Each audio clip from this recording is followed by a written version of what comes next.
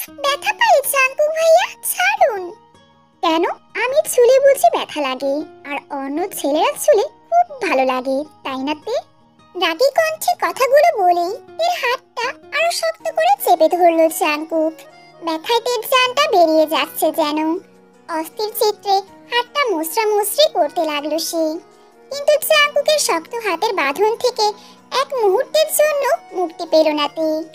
বিয়ে বাড়ির রং বেরঙা আলোয় এর ব্যথা তুললো মুখ জোড়া স্পষ্ট ফুটে উঠল। সেই আলোয় জ্বলে উঠল তের লাল হয়ে যাওয়া হাতটা, যেখানে জাঙ্কুকের শক্ত চাপের কারণে কবজিতে লালচে দাগ পড়ে গেছে।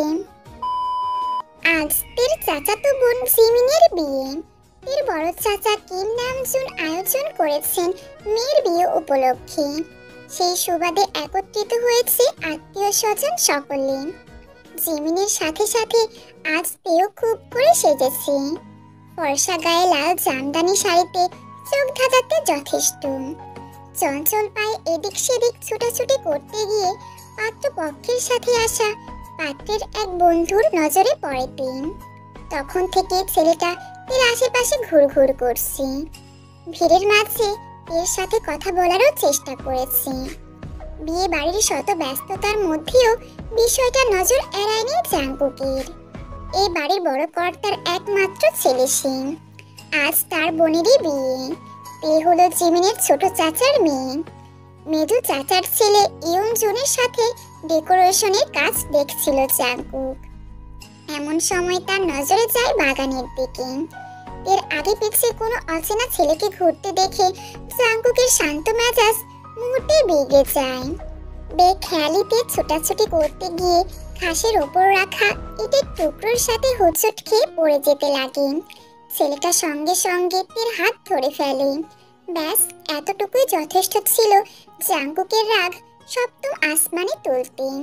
ঝড়ের গতিতে এসে ছেলেটার হাত থেকে টান দিয়ে ছাড়িয়ে নেয় তেকে। ছেলেটা কিছু বলার আগেই তের হাত শক্ত করে চেপে ধরে টানতে টানতে নিয়ে যায় নিজের সাথে।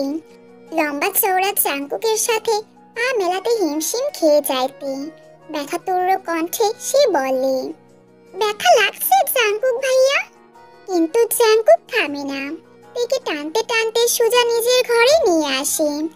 ধাক্কা দিয়ে ভেতরে ঢুকিয়ে দিয়ে ঠাস করে ভেতর থেকে দরজাটা আটকে দেয়। ভয়েতের অন্তরাত্মা কাঁপছে। বাড়ি ভর্তি আত্মীয় স্বজন। কেউ যদি দুজনকে একসাথে ঘরে ঢুকতে দেখে তাহলে তাহলে তো মহাবিপদ।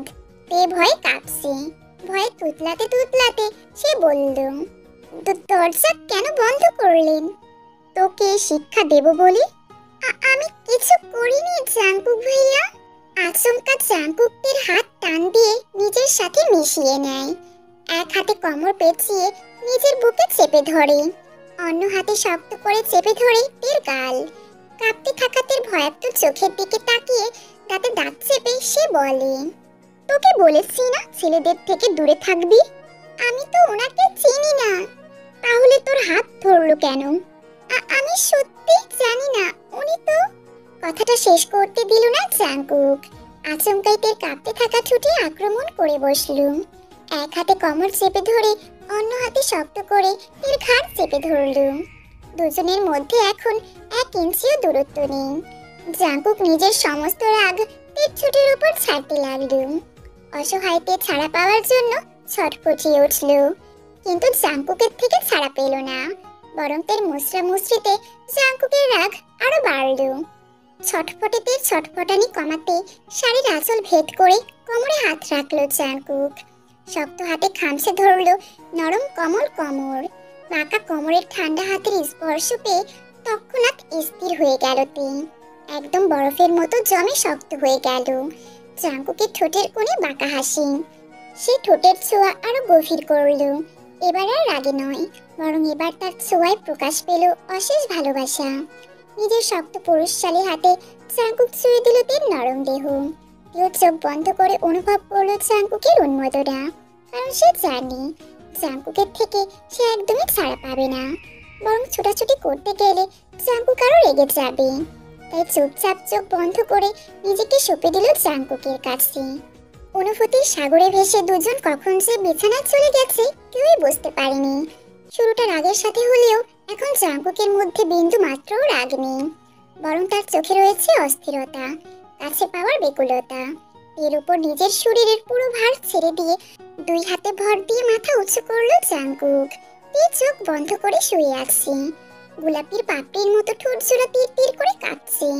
এতে যেন জাঙ্কুক আরো বেশি বেসামাল হয়ে পড়ল।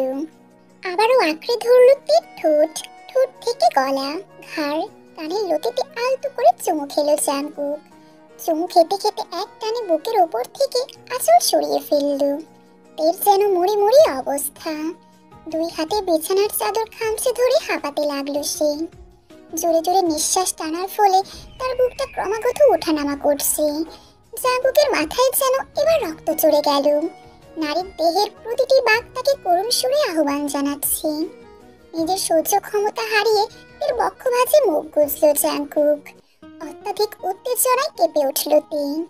থরথরিয়ে কেঁপে উঠল তার পুরো দেহ। শিরোদ্বারা বয়ে গেল এক শীতল স্রোত। জাঙ্কুকের ঠোঁট জোড়া এক বিন্দুও থেমে নেই। এর বক্ষভাজ থেকে নেমে গেল নরম উদরে। গভীর উদরের ক্যান্ড বিন্দুতে মুখ ডুবিয়ে দিল সে। সহসা দেহ জুড়ে বিদ্যুতের ঝলকানি খেলে গেল তীর। কোমর বাঁকিয়ে গুঙ্গিয়ে উঠল সে।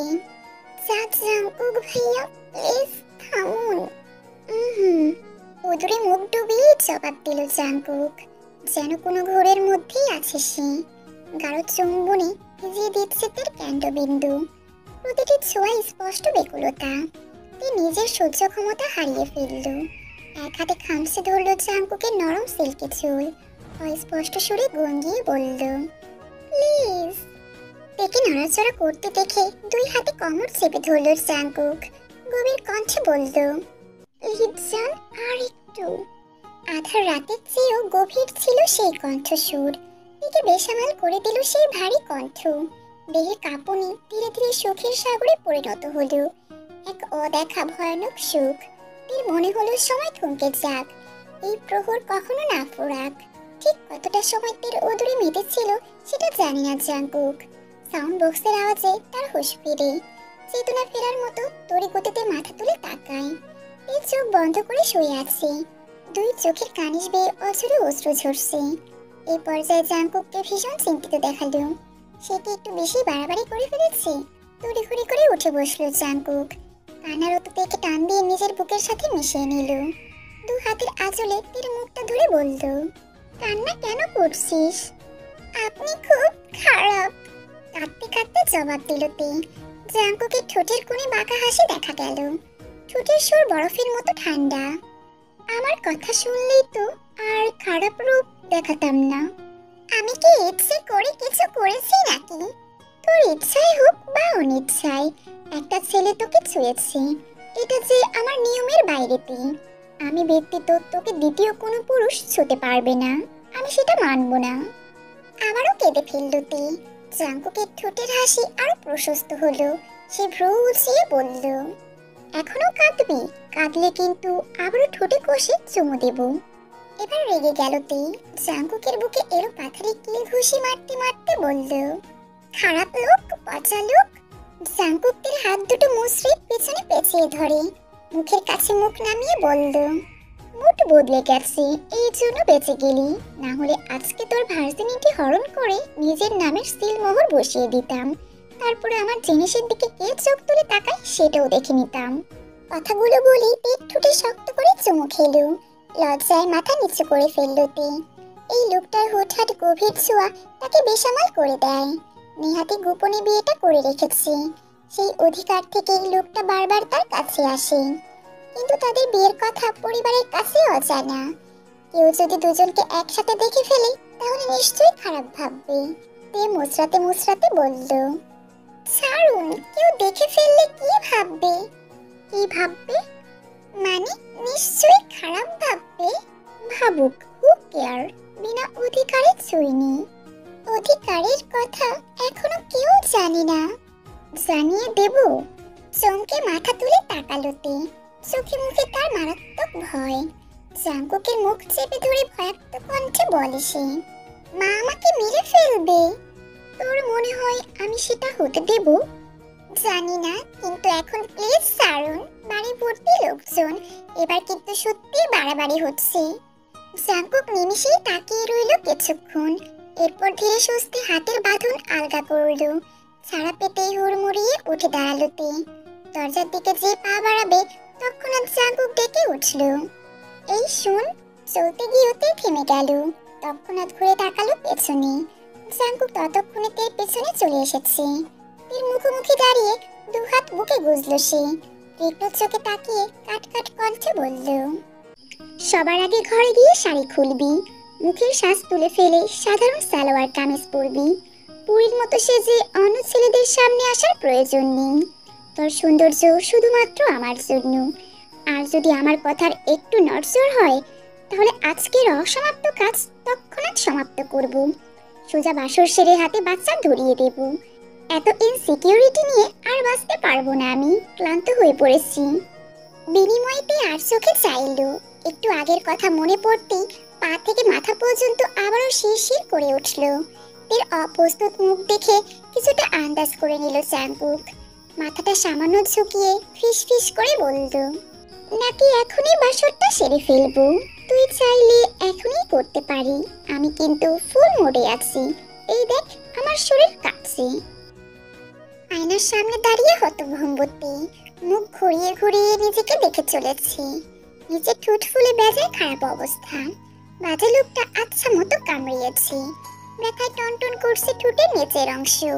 রক্ত জমাট বাঁধা ফুলো ফুলো ঠোঁটের পাতায় আলতো করে হাত বোলালোতে সঙ্গে সঙ্গে বেরিয়ে এলো একটা লম্বা দীর্ঘশ্বাস। এই লোকটা এমনিতেই পাগলাটে, দেখে কোনো ছেলের সাথে দেখলেই অধিকার ফলাবে, আর সেই অধিকার ফলাতে গিয়ে একটা বড়সড় চিহ্ন বসিয়ে দেবে। এর চিন্তা হচ্ছে ভীষণ। এখন এই ফুলো ঠোঁট নিয়ে সে সবার সামনে কিভাবে যাবে? যদি বাড়ির লোক কোনো প্রশ্ন করে তখন কি করবে? এমন সময় সেখানে আগমন ঘটে বাড়ির মেজো কর্তা বুগামের মেয়ে লিসা।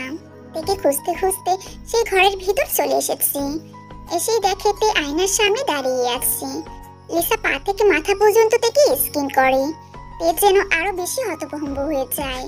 পার্লার থেকে বউকে সাজাতে আসা মেয়েরা ওদের 3 বোনকে সুন্দর করে সাজিয়ে দিয়েছিল। এত সুন্দর সাজ তুলে ফেলে তে কলা পাতার রঙের একটা হাতের কাজের 3 পিস পরেছে। মেকআপ তুলে রঙিন মুখটা সাদা করে ফেলেছে। তের এমন সাদামাটা অবস্থা দেখে লিসা ভ্রু কুঁচকে গেল। পরনের শাড়িটা 2 হাতে উঁচু করে এগিয়ে গেল তের কাছে, বলল, কিরে শাড়ি খুলেছিস কেন? আর মুখ ধুয়েছিস কোন কারণে গাধা? বলতে বলতে লিসার নজরে গেল তের ঠোঁটের দিকে। নিজের ঠোঁট ফুলে কালচে হয়ে আছে। এতে লিসা আটকে উঠল। বেটি ব্যস্ত হয়ে প্রশ্ন করল, বোন কি হয়েছে ঠোঁটে? এত ফুলে গেছে কেন? রক্ত জমাট বেঁধে গেছে। কি রে কিছু বলবি? বোনের বেটি ব্যস্ত মুখ দেখে ফুস করে নিঃশ্বাস ছাড়ল তে। মনে মনে জাঙ্কুককে আচ্ছা মতো বকে দিল। মনে মনে ঠিক করলো এর শোধ তে তুলবেই তুলবে।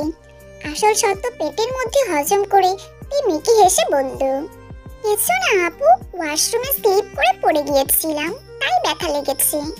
কিন্তু ওয়াশরুমে পড়লে তো মাথায় ব্যথা পাওয়ার কথা, ঠোঁটে তো নয়। আরে সামনের দিকে পড়েছিলাম তো, বাথটাবের সাথে ঠোঁটে গোতা লেগেছে। আর তাছাড়া তুমি এত জোর করছো কেন? আমি কি কোনো চোর ডাকাত নাকি? কথার প্রসঙ্গ পাল্টে এই নজর সরিয়ে নিল। লিসার সন্দেহ বাড়ল বই কমল না, কিন্তু কথা আগানোর মতো ধৈর্য তার হলো না। ভীষণ তাড়ায় আছে সে। নিজের সাথে সাথে তেকো তাড়া দিয়ে বলল, যাই হোক একটু সাবধানে চলাফেরা করবি, আর তাড়াতাড়ি নিচে চল, আপু তোর জন্য অপেক্ষা করছি। রাতের অন্ধকার তলিয়ে গেছে রং বেরঙের লাইটের আলোতে। এখন রাত 8টা বাজে, অথচ চারিদিকে শত শত লাইটের কারণে পুরো বাগান দিনের মতো আলোকিত। সিমিনের শ্বশুর বাড়ি এখান থেকে সামান্য দূরে, বড়জোর 1 ঘন্টা রাস্তা। এর জন্য তারা ফিরে যাওয়ার জন্য খুব বেশি তাড়াহুড়া করেনি। তবে এখন তারা বিদায়ের প্রস্তুতি নিচ্ছে। বিদায় লগ্নে পরিবারের সবার সাথে কৌশল বিনিময় করলেও বাড়ির ছোট রাজকন্যা মেসিং। সেই থেকে তেকে দেখার জন্য ছটফট করছে জিমি। ভাই বোনগুলো সবাইকে সে নিজের হাতে মানুষ করেছে। কাজিন মহলের সবার বড় হওয়ায় তার দায়িত্ব ছিল বেশি। তবে ভাই বোন সবার মধ্যে তে ছিল জিমিনের সবচেয়ে আদরের। আপন ভাই জাঙ্কুকের থেকেও বেশি আদর দিয়ে বড় করেছে তেকে। আজ বিদায় লগ্নে সেই আদরের বোন না থাকলে কি হয়? জিমিন ছটফট করছে দেখে লিসা নিজেই গেছে তেকে ডাকতে, কিন্তু সেও লাপাত্তা। এর মিনিট খানিকের মাথায় দিকে আসতে দেখা গেল। বোকা মেয়েটা দিক বেদিক ভুল করে দৌড়ে আসছে স্টেজের দিকে। এক ছুটে স্টেজে উঠে ছাপিয়ে পড়লো জিমিনের বুকে। জিমিন পরম আদরে আগলে নিল তেকে। ইতিমধ্যে তে কেঁদে কেটে চোখ মুখ ফুলিয়ে ফেলেছে। চিরকালের জন্য শ্বশুর বাড়ি চলে যাচ্ছে জিমিন। হিসাব অনুযায়ী তার কাটার কথা, কিন্তু জিমিনকে সুযোগ না দিয়ে তে নিজেই মরা কান্না জুড়ে দিয়েছে। তেকে কাঁদতে দেখে বাড়ির রমণীরা আসলে মুখ চেপে কেঁদে ফেলল। তের যেন দিন দুনিয়া বুধ হারিয়ে গেছে। জিমিনকে শক্ত করে জড়িয়ে ধরে আহাজারি করে উঠল সে। জিমিন আপু, ও আপু, তুমি প্লিজ যেও না। তুমি চলে গেলে আমি যে একা হয়ে যাব। তুমি তো আমার একমাত্র বেস্ট ফ্রেন্ড, বলো। বলতে বলতে শব্দ করে কেঁদে ফেলল। এতক্ষণে জিমিনের চোখের কোণেও অশ্রুকণা ভিড় জমালো। কাছাকাছি শ্বশুর বাড়ি, এই বাক্য মনে মনে আউড়ে নিজেকে সান্ত্বনা দিচ্ছিল জিমিন। কিন্তু তার কান্না দেখে নিজের সব বুঝ হারিয়ে গেল। তাকে জড়িয়ে ধরে হাওমাও করে কেঁদে উঠল সেও। বোনের পাশে দাঁড়িয়ে অতিষ্ঠ ভঙ্গিতে মাথা নাড়ালো জাঙ্কুক। কথায় কথায় নারী জাতির ফ্যাস ফ্যাস করে কান্না তার একদম পছন্দ নয়। দেশের বাইরে তো আর যাচ্ছে না, নিজের এলাকাতেই আছে। দিনে চাইলে 10 বার যাওয়া আসা করতে পারবে। তাহলে এই মরা কান্না জুড়ে দেওয়ার কারণ কি? জাঙ্কুক অতিষ্ঠ কণ্ঠে বলল, আল্লাহর ওয়াস্তে চুপ হয়ে যা সবাই। জিমিন লন্ডনে যাচ্ছে না, বাংলাদেশেই আছে। কিন্তু জাঙ্কুকের কথা কেউ পাত্তা দিল না। জিমিন এখনো একই ভাবে কেঁদে চলেছে। জাঙ্কুক সহ্য করতে না পেরে পিছনে ফিরে বলল, মা চাচি, তোমরা ওকে সামলাও। জাঙ্কুকের কথা শেষ করতেই রমণীগণ এবার শব্দ করে কেঁদে উঠলেন। অর্থাৎ দুঃখের সাগরে ডুবে তারা আরো আগে থেকেই মরছে। জাঙ্কুক এবার অসহায় বোধ করল। সারাদিন আনন্দ উচ্ছ্বাসে পরিপূর্ণ বাড়িটা মুহূর্তেই মরা বাড়িতে পরিণত হলো যেন। চারিদিকে কান্নার রোল পড়ে গেল। অসহায় জাঙ্কুককে সাহায্য করতে এগিয়ে এলো সুগা। নিজের সদ্য বিবাহিতা বউকে আগলানোর দায়িত্ব নিজে নিল। একে টেনে জিমিনের থেকে ছাড়ালো জাঙ্কুক। বিচ্ছুটা আঠার মতো লেগে আছে বোনের সাথে, টেনেও দূরে সরানো যাচ্ছে না। এক প্রকার টেনে হিসেবেই বিচ্ছিন্ন করা হলো দুজনকে। জিমিনকে নিয়ে তৎক্ষণাৎ গাড়ির দিকে রওনা হলো সুগা। এখানে যতক্ষণ থাকবে ততক্ষণ কান্নাকাটি চলবে। এদিকে জিমিনকে চলে যেতে দেখে বাড়ির রমণীরা কান্নার জোর বাড়ালো। জিমিনের মা জিন ধরে পড়লেন স্বামীর বুকে। দুই চাচিরও একই অবস্থা। বাড়ির কর্তারা যার যার স্ত্রীকে সামলাচ্ছেন। জিমিনকে নিয়ে যেতে দেখে সকলেই পিছু ছুটল তাদের। মুহূর্তের ব্যবধানে জায়গাটা ফাঁকা হয়ে গেল। ছটফটে তের হাতের কবজি ধরে দাঁড়িয়ে আছে জাঙ্কুক। দুরন্ত মেয়েটা হাত ছাড়িয়ে ছুটে যেতে চাইছে যেন, কিন্তু জাঙ্কুকের শক্ত হাতের বাঁধনে আটকে পড়ায় যেতে পারছে না। একে শান্ত করতে জাঙ্কুক ভারী কণ্ঠে আদেশ করল, প্রিয়ে থাম, আমাকে যেতে দিন জাঙ্কুক ভাইয়া, আপু চলে যাচ্ছে। যাচ্ছে তো যাক, তাতে তুই এমন করছিস কেন? আমার খুব কষ্ট হচ্ছে, আপুকে ছাড়া আমি একা হয়ে যাব। কথাগুলো বলেই আবারও ছাড়া পাওয়ার জন্য ছটফট করতে লাগলো তে। আচমকাই জাঙ্কুকের চিকন কোমর এক হাতে জড়িয়ে ধরে একটানে বাড়ির পেছনের দিকে দেয়ালে পিঠ ঠেকিয়ে ধরল। সেকেন্ডের ব্যবধানে আঁকড়ে ধরে এর দুই ঠোঁট। হঠাৎ আক্রমণে হকচকিয়ে যায় তে।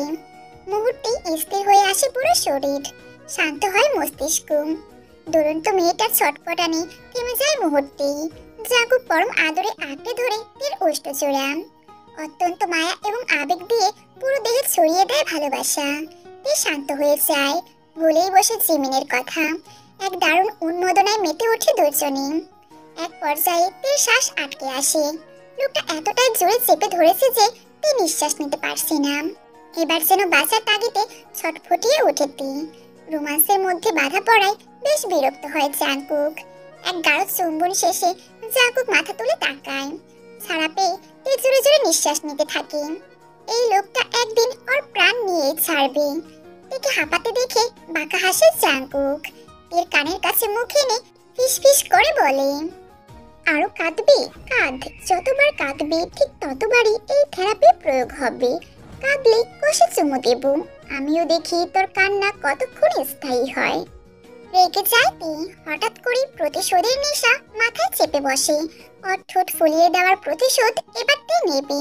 সতর্ক চোখে সে একবার আশেপাশে তাকায়। সবাই জিমিনকে বিদায় দিতে বাড়ির গেটে চলে গেছে। বাড়ির পেছনের দিকটা পুরোপুরি ফাঁকা। সুযোগ বুঝে এবার তে জাঙ্কুকের উপর আক্রমণ করে বসে। আচমকা জাঙ্কুকের ঘাড়ে এক হাত রেখে টেনে কিছুটা ঝুঁকিয়ে আনে। এরপর হুট করে জাঙ্কুকের ঠোঁট আঁকড়ে ধরে। হঠাৎ আক্রমণে কিছুটা অপ্রস্তুত হয়ে যায় জাঙ্কুক, কিন্তু পরপরই তার ঠোঁটের কোণে হাসি ফুটে ওঠে। মুহূর্তেই জাঙ্কুক নিজের ঠোঁটে শুষ্ক ব্যথা অনুভব করে। বিচ্ছুটা ওর ঠোঁট কামড়ে ধরেছে। নিজের ঠোঁটটা ব্যথায় চিনচিন করে ওঠে, তবে তার চেহারায় বিন্দুমাত্র ব্যথার আভাস পাওয়া যায় না। বরং তার বাচ্চামো দেখে জাঙ্কুকের হাসি প্রশস্ত হয়। ইচ্ছে মতো কামড়ে জাঙ্কুকের ঠোঁটের একাংশ কেটে ফেলে তিন। রক্তের নোনতা স্বাদ জিহ্বায় পৌঁছাতেই টনক নড়ে ওঠে তার। সঙ্গে সঙ্গে ঠোঁটটা ছেড়ে দেয় তি। জাঙ্কুকের ঠোঁটের কোণে তখনও হাসি। থেকে সরে যেতে দেখে জাঙ্কুক ফিস ফিস করে বলে ওঠে, দাঁতে এত জোর, রাক্ষসের মতো খেয়ে ফেলতে চাইছিস? বেশ করেছি, হিসাব বরাবর করলাম। এবার ফোলা ঠোঁট নিয়ে আপনিও সবার মাঝে ঘুরে বেড়ান। জাঙ্কুক এবার আরো একটু ঝুঁকলো। তীর ভয়ে একটু পেছিয়ে গেল, দেয়ালের সাথে মিশে দাঁড়িয়ে রইল। জাঙ্কুক মাথা ঝাঁকিয়ে তীর খুব কাছে চলে আসলো, নাকে নাক ছুঁই ছুঁই।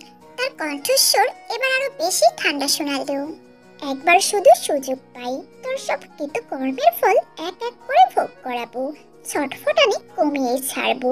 বাসরের ব্যবস্থা আগে করি।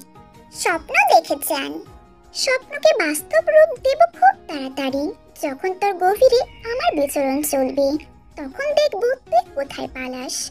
আজ যে ঠোঁট তুই কামড়ে রক্তাক্ত করলি, একদিন এই ঠোঁটই তোর পুরো দেশ জুড়ে বিচরণ করবে। তৈরি থাকিস জান।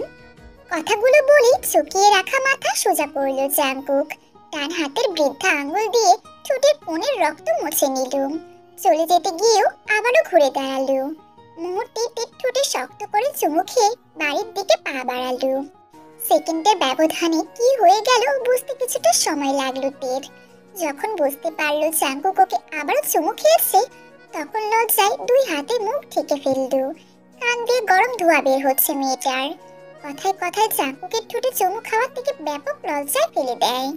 লোকটা অত্যাধিক নির্লজ্জ, অসভ্য, অভদ্র, বেহায়া, কন্ট্রোললেস একটা মানুষ। রাত পোহানোর সাথে সাথে কিম মঞ্জিলে সুখের ছায়া কেটে গেছে। বাড়ি জুড়ে আবারও ছড়িয়ে পড়েছে সাজ সাজ রব। নিয়ম অনুযায়ী আজ জিমিন এবং সুগার বউ ভাতের অনুষ্ঠান। ছোট বড় সকলেই সাজগোজে ব্যস্ত। ইতিমধ্যে বড়রা তৈরি হয়ে একটা গাড়ি নিয়ে বেরিয়ে পড়েছে। অন্য গাড়িতে করে বাচ্চারা পড়ে আসবে। জাঙ্কুক মাত্রই গোসল সেরে ওয়াশরুম থেকে বের হয়েছে। কোমরে একটা সাদা টাওয়াল পেঁচানো, আর একটা টাওয়াল ঘাড়ে ঝুলিয়ে মাথা মুছছে। এক হাতে মাথার পেছনের দিকে চুলগুলো ছাড়তে ছাড়তে ড্রেসিং টেবিলের সামনে গিয়ে দাঁড়ালো সে। এমন সময় নজরে গেল দরজার দিকে। চাপিয়ে রাখা দরজার ফাঁক গুলিয়ে দেখা যাচ্ছে একজোড়া ডাগর রাখি। কাজলে ল্যাপটানো চোখ দুটো কৃত্রিম আলোয় জ্বলজ্বল করছে।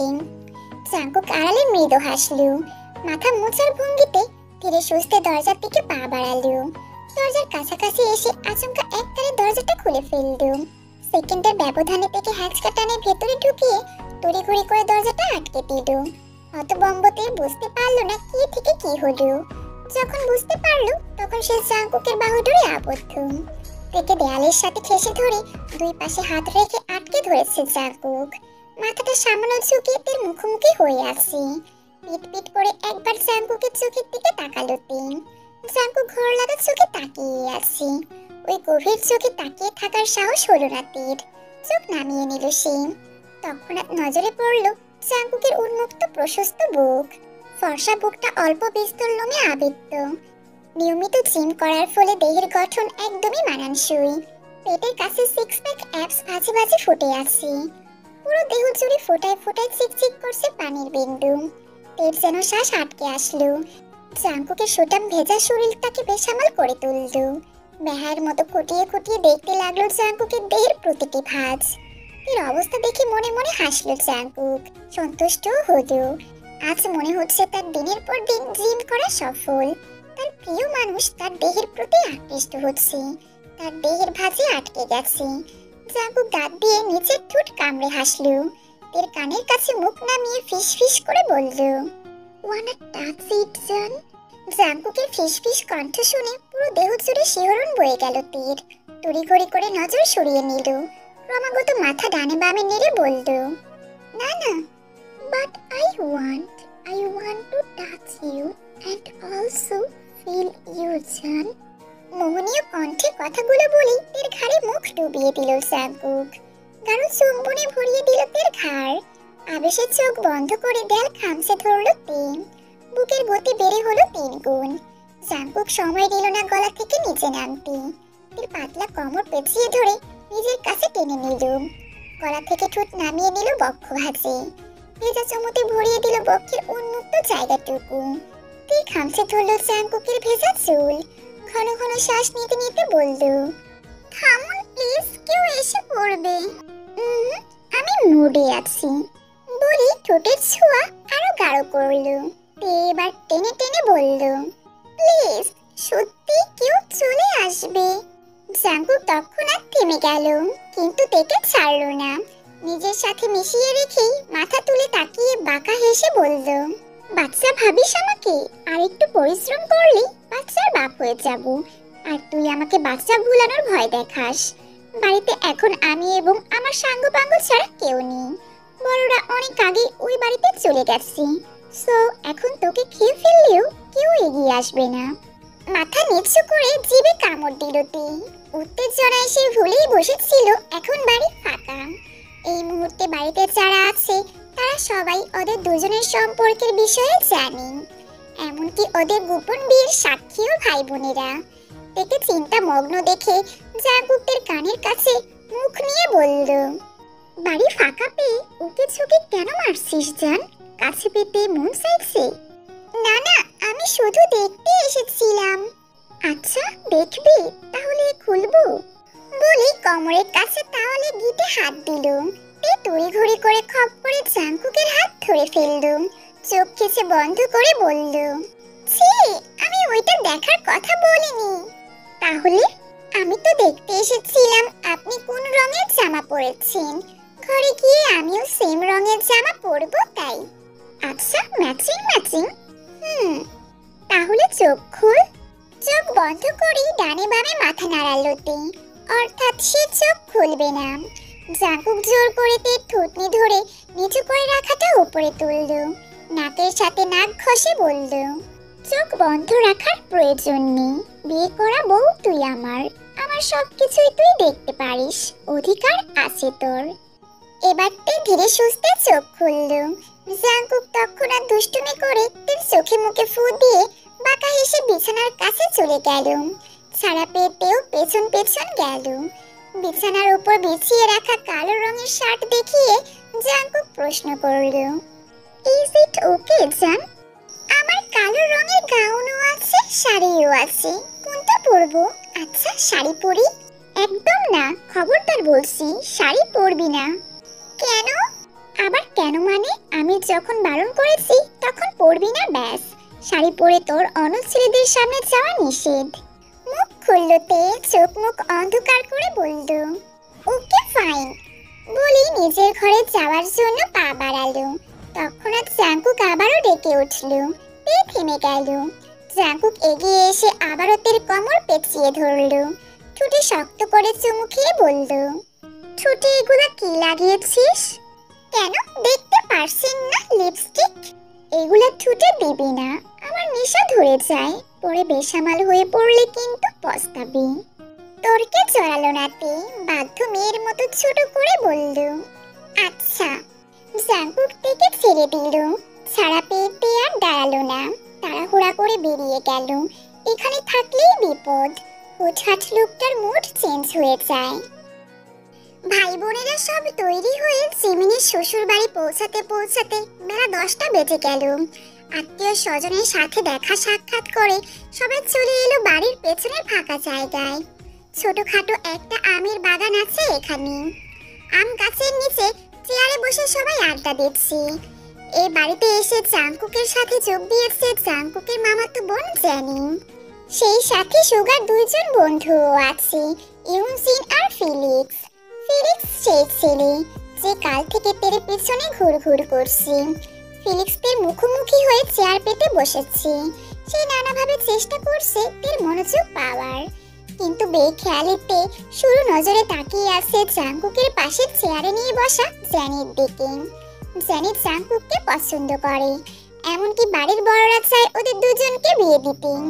জেনিকে নিয়ে তের এই একটা জায়গাতেই সমস্যা, যদিও এটা শুধুমাত্র বাড়ির বড়দের চাওয়া। জাঙ্কুক এখনো সম্মতি জানায়নি, তবুও তের ভয় হয়।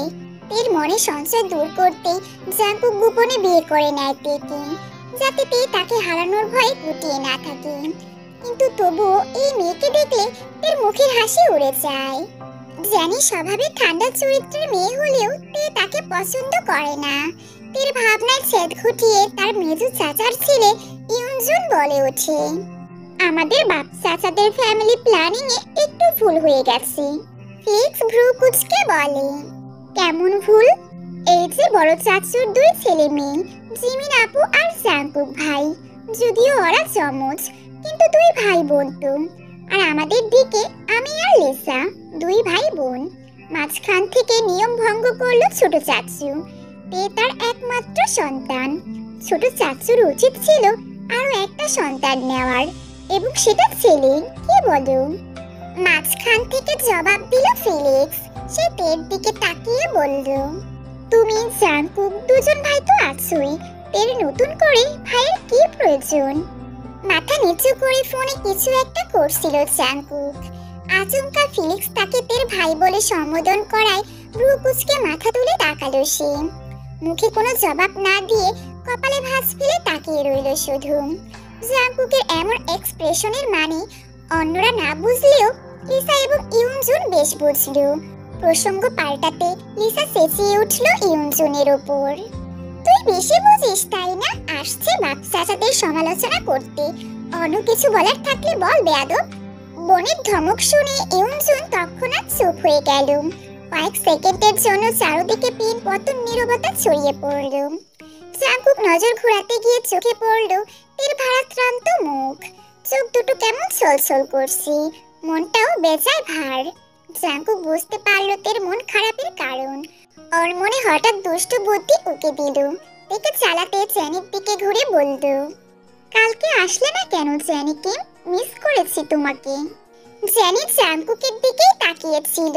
হঠাৎ জাঙ্কুককে আগ বাড়িয়ে তাকে প্রশ্ন করতে দেখে খুশিতে আত্মহারা হয়ে গেল। লাজুক হেসে বলল, ওই একটু অসুস্থ ছিলাম। ব্যাস, তের আর সহ্য হলো না, রেগে ধপ করে উঠে দাঁড়ালো। পা দিয়ে চেয়ার লাঠি দিয়ে সরিয়ে রাগে গজগজ করতে করতে চলে গেল সেখান থেকে। জাঙ্কুক মনে মনে হাসলো। তার বোকা রানী খেপে গেছে। এখন তার রাগ ভাঙানোর ছোটায় আরো একবার কাছে যাবে সে। ভরপুর আদর করবে, গভীরভাবে ভালোবাসা দেখাবে। বোকাটা কি জাঙ্কুকের এসব কৌশল বুঝে?